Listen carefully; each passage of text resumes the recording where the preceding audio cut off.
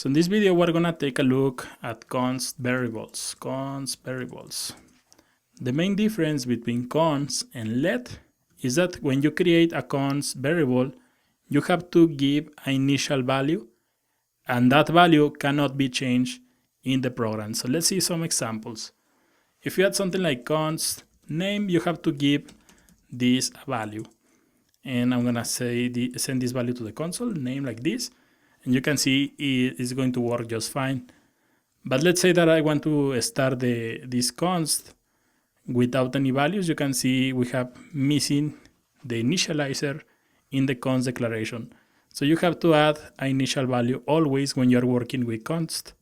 Something that is really important about the const variables is that you cannot reassign the value. So for example, if you try to add something like name and you try to add my other name, Pablo, just like this, and you try to save this, you can see we have an error, the assignment to constant variable.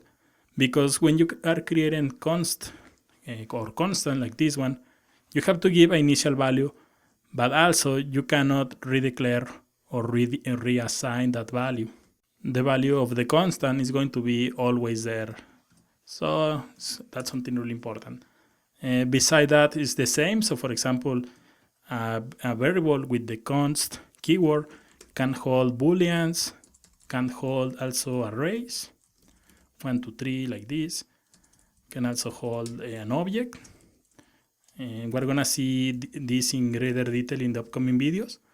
But the most important thing here is to understand the difference between var, let, and const. Var pretty much is already deprecated. You don't have to use var when you are writing modern JavaScript. Let, the main difference between let and var is that you cannot create a new variable with the same name as we saw previously with var. And the main difference between const and let is that const requires an initial value and it cannot change that value or reassign a different value while the program is being executed. So in the next video, we're gonna take a look at strings in JavaScript. We're gonna see strings and some methods. So let's continue working in the next video.